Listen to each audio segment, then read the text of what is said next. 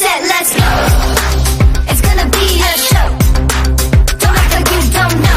5만 가지 생각이 다 든다 라는 표현을 들어보셨나요? 어떤 일을 당했는데 그 일에 대한 결론이나 결정을 못했을 때, 온갖 쓸데없는 잡생각이 들 때, 기존의 신념체계로 해석이 안 돼서 이해가 안 될 때, 이런 표현을 쓰죠.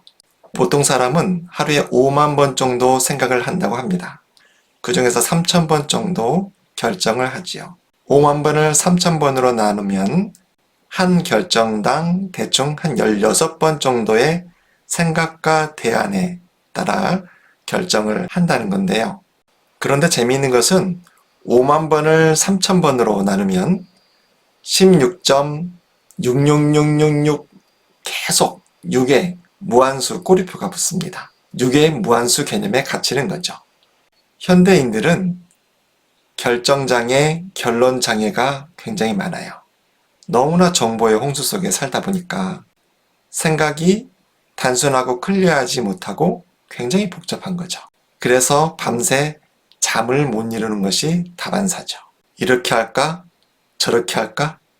어떻게 해야 되지? 왜 그렇게 했을까? 걔가 왜 그런 말을 했지? 왜 그런 표정을 지었지? 너무 생각이 복잡한 거예요. 너무 경우의 수가 많은 거죠. 5만 번의 생각 중에서 3,000번이 아닌 2,000번, 1,000번, 100번으로 계속 작아질수록 정신건강에는 해롭습니다. 결론을 못 내리는 복잡한 상태. 이 상태를 맥진을 했을 때 지난번 영상에 맥세라고 표현을 했었죠. 맥이 굉장히 가는 상태. 생각의 꼬리에 꼬리를 무는 상태라고 말씀을 드린 바가 있습니다. 풍요로운 정신육체 건강을 누리시는 분들을 잘 관찰해 보세요. 그분들의 특징들은 참 단순하다는 거예요.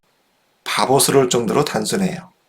지혜로운 현자, 삶을 풍요롭고 모든 면에서 탁월하게 잘 사시는 분들은 생각이 단순합니다. 좋아, 좋아. 오케이, 오케이. 하오, 하오. 그렇게 하지요. 그런데 근시안적이고 편집적이고 국소적인 사고 패턴은 나를 더욱더 힘들게 만듭니다. 더군다나 정보의 홍수이다 보니 내 멋대로 사고를 내서 오류는 더 많아지는 악순환을 반복하기도 합니다. 하나의 생각이 나올 때마다 뇌에서 포도당이 쓰이는데 하루에 포도당은 한 600g 정도에서 뇌에서만 20% 정도가 쓰입니다.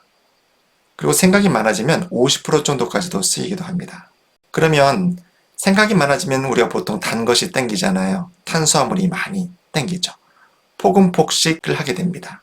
술, 탄수화물 당긴 거, 안 좋은 음식들이 막 당기죠. 당뇨, 고혈압, 고지혈증 1,000만 명 시대에 육박했는데 따지고 보면 이런 대사증후군, 이런 성인병, 이것은 생각이 복잡해서 나오는 질병이라고도 할 수 있죠. 생각이 복잡하니까 포도당이 많이 쓰여 포도당이 많이 쓰니까 포도당을 더 과잉 섭취하게 되어버리는 거죠. 생각을 단순화한다는 것이 얼마나 중요한 것인가 라고 여기서 또 살필 수 있는 대목이 됩니다. 오늘 소개해드린 청육행이라는 것은요, 5만 번의 생각, 3,000번의 결정, 16.666이라는 무한 꼬리표 숫자에 갇히지 말고 맑을 청자, 여선육자, 행할 행자. 이제는 그만 생각하고 결정해라, 행해라, 이젠 받아들여라, 이해해라. 그래서 청육행이라는 의미가 있습니다.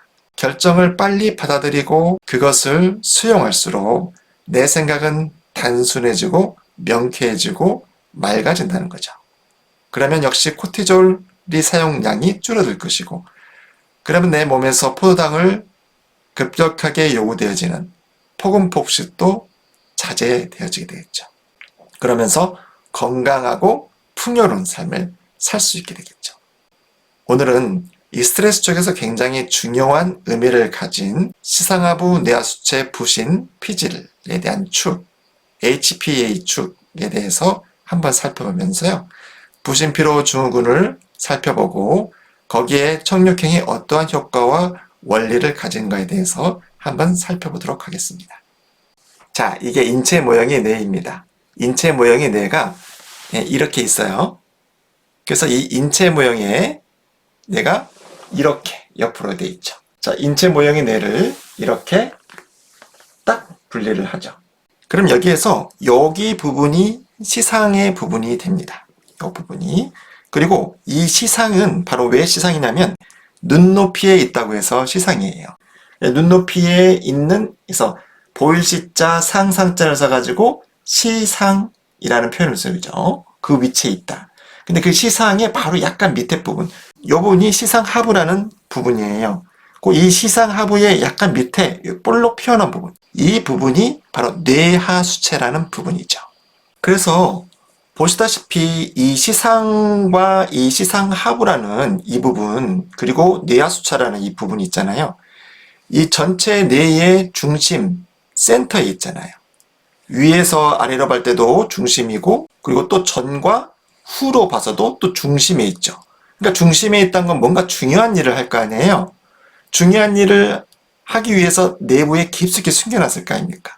그래서 이 부분이 내 몸에서 체온과, 그리고 혈압과, 또 호흡과, 그리고 또 성선과, 또 갑상선과, 그리고 또 유줍에 관련된 여러 가지 기능, 그리고 또 성장에 관련한 기능, 여러 가지 기능을 하는 거죠. 스트레스를 받을 때도 역시 마찬가지로 스트레스 조절을 하는 그런 작용의 센터와 같은 지령을 내리는 그런 역할을 이곳에서 하게 되어지는 거죠.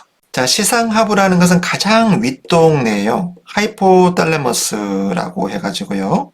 그래서 그럼 하이는 가장 윗동네잖아요. 가장 높다. 가장 높은 동네죠. 그러니까 가장 센터에서 상부의 사령탑과 같죠. 어떤 바깥에서 스트레스를 받았을 때 시상하부에서 먼저 작용을 해서 그 밑에 있는 행동, 뇌하수체에서, 이게 피투터리 글랜드라고 해가지고요. 피투터리 글랜드는 P잖아요. 그래서 P가 바로 이제 PM, 밤이죠. 뇌하수체 전엽에서는 체온, 식욕, 그 다음에 갈증, 이런 것들이 전엽에서 작용을 하도록 하고요. 또 후엽에서는, 뇌하수체 후엽에서는 옥시토신이라는 거, 그 다음에 이게 성장 호르몬, 그 다음에 여기에 또 멜라토닌이 분비돼서 밤에 잠을 자서 오전 오후 계속 스트레스 받은 그런 것들을 한번 쫙 기억을 쉬게 좀 만들어줄 수 있는, 그러니까 일종의 하수도 배설 처리, 노폐물을 처리를 해서 재생을 반응을 할 수 있는 그 밤의 호르몬이라는 거죠. 그래서 그래서 PM, 밤이라고 생각하면 돼요. 또 밑에 이 부신피질 같은 경우는 이제 아드레날 코르텍스, 그래서 부신피질이잖아요. A잖아요. 그럼 A는 AM이죠. AM 아노문디 해서 AM 아침이죠. 그 아침에 상쾌한 아침, 잘 잤다 아침에 눈이 번쩍 뜨죠. 벌떡 일어나서 무엇이든 할 수 있을 것 같아. 의욕솟아, 일과가 정리되고 아이디어가 뿜뿜 솟아. 이 스태미나에 관련되어진 이것이 바로 부신피질에 작용하는 이 코티졸이라는 거죠. 운동선수가 반짝 힘을 내기 위해서 100m 달리기 좀 막 하기 위해서 힘을 내는 거, 우리가 가끔가다 뉴스 나오잖아요. 스테로이드 주사 맞았다 하는 거 있죠. 이 부신피질이 코르티졸 스테로이드의 일종이거든요. 이렇게 해서 H, P, A 가장 하이, 윗동네, 그 다음 PM, AM 이렇게 그냥 기억을 하시면 되죠. 그래서 우리가 여기서 이걸 갖다가 HPA축이라고 표현을 합니다. 한국말로는 시상하부, 뇌하수체, 부신축이라고 표현을 하죠. 스트레스를 받으면 시상하부에서 부신피질 자극 호르몬, 유리 호르몬이 나와서 이것이 뇌하수체에 작용을 하면서 뇌하수체에서 부신피질 자극 호르몬이 나와서 이것이 부신에 있는 코티솔을 자극을 하게 되죠. 그럼 혈중 내 코티솔 농도가 적당히 증강을 하면은 코티솔은 반대로 이 시상하부에 다시 사인을 줘요. 이제 그만 코티솔이 나와도 되겠습니다 라고 하죠. 이것을 전문적으로 용어로 음성 되먹이 기전이라고 표현을 합니다. 그래서 이거를 네거티브 피드백 메커니즘이라고 표현을 합니다. 또 시상하부에서 뇌하수체로 부신으로 바로 밑으로 내려가서 스트레스에 대항하도록 코티솔을 만드는 것을 양성 되먹이 기전이라고 설명을 합니다. 그래서 이거를 포지티브 피드백 메커니즘이라고 표현을 하죠. 근데 너무나 시상하부 뇌하수체의 부신에서 코티솔을 많이 사용하고 또 사용하고 또 사용하고 계속 반복이 계속 되잖아요. 만성적인 스트레스 상태가 되잖아요. 그럼 이 코티졸이 바닥이 나버린다 이 말이에요. 바닥이 나버리는 상태, 완전 결핍된 상태, 그 상태를 부신피로 증후군이라고 하죠. 코티졸이 이렇게 부족하면은요, 이렇게 만성 피로 상태가 돼요. 그래서 이런 상태로 인해서 자율신경 기능장애, 소화불량, 두통, 잦은 혈압의 변동을 줄 수도 있고, 저혈당, 전해질 균형장애, 저혈압이 올 수도 있고, 면역 기능의 이상으로 잦은 감기, 관절 통증, 알레르기, 스트레스 대응력이 저하되면서 아침에 일어나기 힘들고 집중력이 감소하고 성욕도 감소하고, 이게 다 저코티졸 혈증에서 나오는 겁니다. 원인은 이 만성 스트레스죠. 잠이 부족하고 또 애정이 결핍하고 운동이 너무 부족하거나 너무 과다하거나 또 경제적으로 압력을 받을 때 지나친 음주와 흡연 또 대인 갈등이 있었을 때 불량한 식습관 이런 것들이 하나의 만성적인 스트레스가 계속 반복이 되다 보면 저코티졸 혈증이 된다. 그래서 이것이 전체적으로 이런 특징적인 증상이 나타나는 것, 이걸 바로 부신피로 증후군이다 라고 표현을 합니다. 그럼 이 부신피로 증후군을 개선시켜주는 약제인 청육행에 대해서 한번 설명해 보도록 하겠습니다. 청육행의 주요 성분 중에서 가장 특징적인 건요, 이 청육행은 이렇게 한약재에 관련한 것과 또 메밀, 현미, 율무, 이 곡류, 여기에 미역, 다시마, 톳, 김이라는 이 해조류가 같이 섞여 있다는 거예요. 이 해조류가 왜 중요하냐면 사람이 보통 30종 정도의 무기질이 굉장히 필요하거든요. 근데 이 해조류는 땅의 유효 성분이 빗물에 씻겨서 바다로 들어가서 해조류에 침착된 것이 이 해조류의 유효 성분이거든요. 그래서 30종이 아니라 약 50종의 무기질이 풍부하게 들어있다는 거예요. 칼륨, 칼슘, 마그네슘, 비타민, 아연, 이런 여러 가지 것들이요. 근데 왜 그것이 뭔 상관이냐? 이 토양, 땅과 사람의 몸은 거의 구성 원소가 똑같다라는 것이 과학적으로 밝혀져 있거든요. 그러니까 토양에 빗물에 씻겨내리는 해조류이기 때문에 해조류가 얼마나 사람 몸에 유익한, 필요한 무기질, 비타민, 그런 영양소가 풍부하게 들어있겠냐 이 말이죠. 또 현미 좋은 건 다 알고 계시잖아요. 보통 비타민, B군 이런 것들이 굉장히 풍부해서 이 부신피로증후군 필요할 때에 현미를 먹으면 기운이 생겨난다. 그리고 여기에 아연, 셀레늄, 마그네슘, 미네랄이 풍부하게 현미에 또 들어있죠. 또 현미가 신경을 안정시키고 머리가 맑아져 두뇌 회전도 잘 된다. 그래서 치매를 예방하는데 좋은 효능이 있죠. 그래서 현미에 있는 또 가바라는 이런 성분 때문에 뇌에 작용을 한다. 메밀 역시 무기질, 지질, 비타민 이런 것들이 풍부하게 함유되어 있고 또 메밀의 폴리페놀 같은 이런 성분도 항산화 물질로 대표적으로 알려졌죠. 그래서 당뇨라든가 항암이라든가 이런 것들을 효과적으로 예방할 수 있는 그런 역할들을 현미나 메밀이나 또 율무는 우리 한의학적으로 의인이라고 표현하기도 하죠. 그래서 이런 것들 다 통곡물이기 때문에 피로물질을 제거하는 데 굉장히 좋은 작용을 하게 되어진다. 많은 한의원 한방병원에서 청육행을 당뇨 환자들에게 처방하고 있거든요.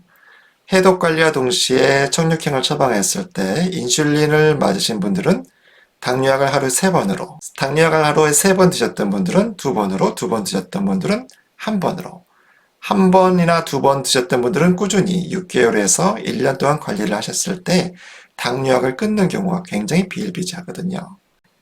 나중에 기회가 되면 당뇨를 시리즈별로 한번 묶어서 좀 자세하게 살펴보는 시간을 갖도록 하겠는데, 다음 시간엔 청육행이 당뇨에 왜 효과가 있을 수 있겠는가에 대해서 미처 말씀드리지 못했던 부분들을 한번 보완 설명해드리고 또 청팔보에 대한 효과에 대해서 또 원리에 대해서 한번 알아보는 시간을 갖도록 하겠습니다.